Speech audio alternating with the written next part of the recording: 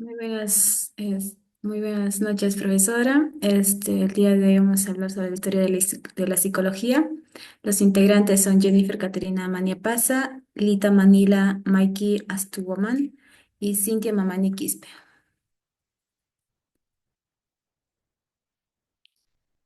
La historia de psicología y su evolución como ciencia. La psicología, como bien se sabe, es una ciencia que estudia el comportamiento humano y los procesos mentales. Aquí vamos a dividir en dos etapas, en la etapa precientífica y en la etapa científica. La etapa precientífica. Aquí va a abarcar lo que es la edad antigua. En esta edad se encuentra lo que es Sócrates, Platón, Aristóteles, ¿no? Estos eran los filósofos más importantes de dicha edad. Por ejemplo, el aporte que dio Sócrates fue que él consideraba al hombre como espiritual, ¿no? El cual estaba sujeto a la ética.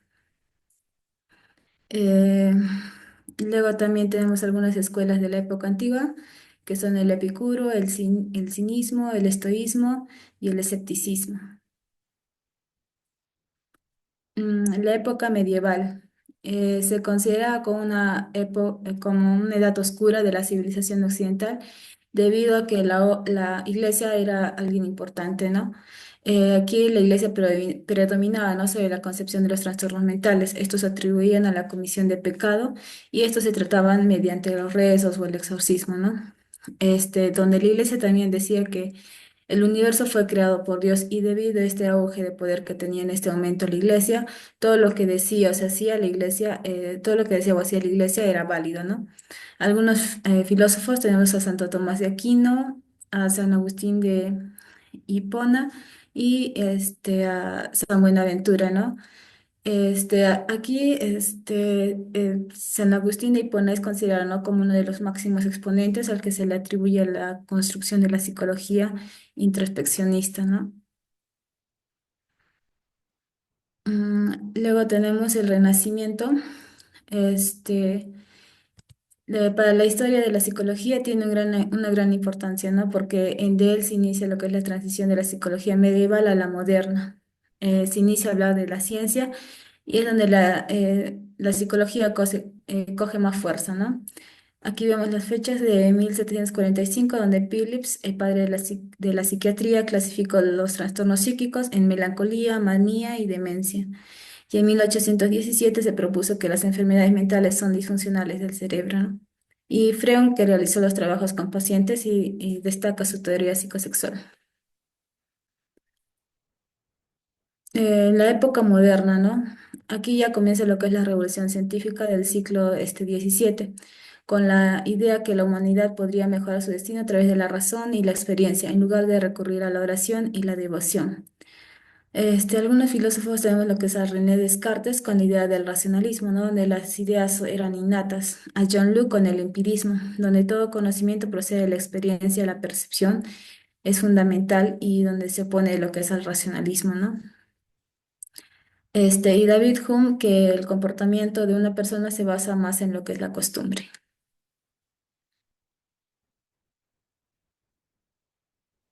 Ahora pasamos a lo que es la segunda etapa, que es la etapa de la psicología científica, que esta empieza de lo que es del siglo XIX. Se basa en la ciencia y la conducta, ¿no? Bueno, conforme el aumento de los conocimientos sobre ya la anatomía cerebral hizo que los procesos mentales se entendieran en mayor medida como consecuencia de la biología, ¿no? La investigación científica se llevaría a cabo la aparición de la psicología cognitiva, que recuperó el estudio de los procesos mentales, tanto elementales como complejas. Aquí destaca Wilhelm Wundt, que fue reconocido como el padre de la psicología científica, ¿no? Porque él creó el primer laboratorio experimental en Leipzig, Alemania. Él es conocido como el primer psicólogo experimental de todos los tiempos, junto con sus discípulos, ¿no?, que más que todo se centraron en el estudio de los contenidos de la conciencia mediante el método de la introspección rigurosa. Y por último tenemos lo que es la época contemporánea del siglo XX, ¿no? donde pone en duda lo que es el método experimental fuera de lo único válido para la ciencia.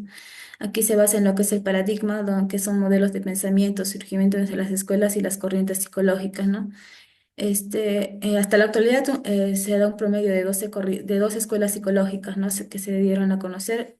Aquí tenemos lo que es el estructuralismo por Wilhelm Wundt, con el método de la introspección, del funcionalismo con William James, que se interesó por la evolución y la adaptación, en el psicoanálisis por Sigmund Freud, que se basó más en el inconsciente, y en el conductismo a John Watson, ¿no? Que se interesó por la conducta observable, mediable y cuantificable.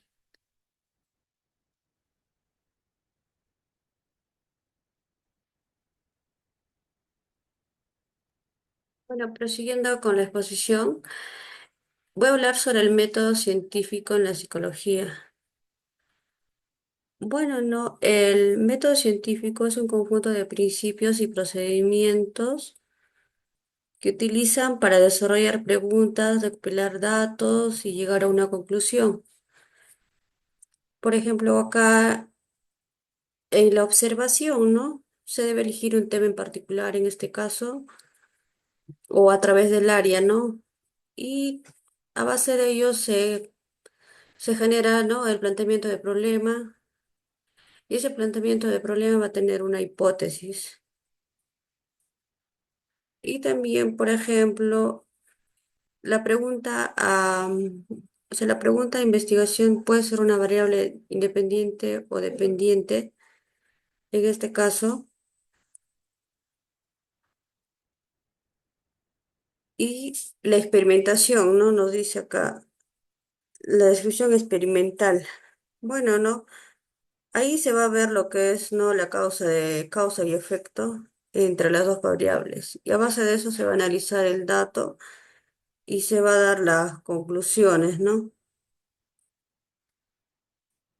Las conclusiones, bueno, en las conclusiones bien se va a afirmar si el resultado es estadísticamente significativo o que es probable, ¿no? En este caso. Y, por ejemplo, los tipos de investigaciones en la psicología son, ¿no? Unos, según su enfoque, tenemos dos, la cuantitativa.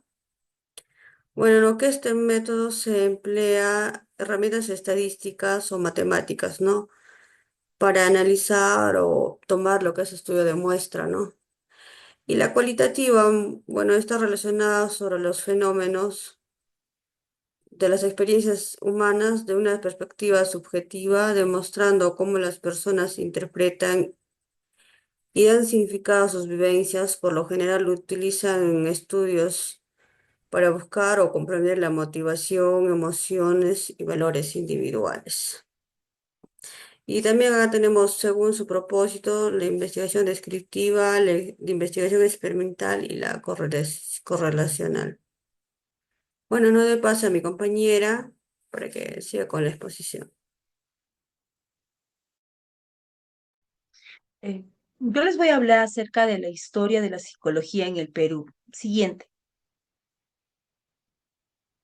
Para entender mejor, cabe resaltar tres hechos históricos que demuestran que la psicología llega a ser una ciencia.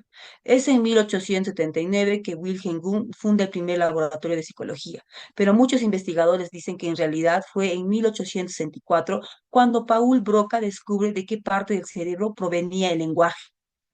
Y es así como también viaja hacia los Estados Unidos y es llevado a psicología como ciencia por Edward Tishner. Siguiente, por favor. Ahora sí les voy a hablar de la psicología en el Perú. En 1953, a la llegada de los españoles, se va a fundar por primera vez la Universidad Nacional Mayor de San Marcos. Y esto va a ser el pilar para comenzar las cátedras en el Perú y más que todo las cátedras filosóficas y teológicas. Y va a haber hechos resaltantes como en 1806, que va a estar Hipólito Unanue, que él va a dar grandes aportaciones y observaciones. Por ejemplo, una de ellas es sobre el clima de Lima y su influencia en los seres organizados, en particular el hombre. Y es también en 1808 encontramos a Joaquín de la Riva, quien va a crear la Cátedra de la Psicología. pero esta seguiría pegada todavía a la psicología. Es entre 1890 y 1920 que llega al Perú el positivismo y el espiritualismo, de posturas opuestas. Van a ser traídas por Manuel González Prada, Luis Miro Quesada y Hermilio Valdizán, quienes quienes van a apostar por la investigación trascendental y esta se va a quedar por 3 siglos, donde va a dominar la concepción filosófica. Siguiente. Es en 1931 donde el rector de la Universidad Nacional Mayor de San Marcos, el señor Marcos José Antonio Encina, promueve la creación del primer instituto de psicología, que posteriormente va a tener una vida muy corta. Va a empezar su declive en 1932 y cerrará en 1935 por órdenes del general Luis Sánchez Cerro. Es en 1935 que va a llegar al Perú recién el doctor Walter Bluminger, psicólogo alemán, quien va a ser el pionero de la psicología en el Perú. Él va a traer el desarrollo de la psicología como ciencia, basado en evidencias. Y en 1940, el doctor Honorio Delgado se va a interesar por la psicología espiritista. Y en 1941 se va a fundar el primer laboratorio de psicología experimental. Siguiente. En 1954 se va a fundar la primera Sociedad Peruana de Psicología, que está conformada por figuras emblemáticas de ese entonces. Entre ellas va a resaltar el doctor Honorio Delgado, Víctor Andrés Belaúnde, Walter Bluminger, entre otras personalidades de la época. Es en 1955, pues por fin se va a crear la carrera de psicología en la Universidad Nacional de San Marcos. Y es en 1980 cuando recién se va a crear el Colegio de Psicólogos del Perú, con sede en Lima. Siguiente. Cabe resaltar el estado actual de la psicología en el Perú. En 1955 se crea la especialidad de psicología en la Universidad Nacional de San Marcos. A la fecha, la carrera de psicología tiene 65 años en el Perú. En el Perú predomina dos tipos de psicología, la psicología experimental y la psicología clínica. En 1980 se crea el Colegio de Psicólogos del Perú. A la fecha del día de hoy existen 17 consejos directivos regionales y un consejo directivo nacional. La duración actual de la carrera de psicología es de 4 años de estudios teóricos prácticos y un año de prácticas preprofesionales. Gracias.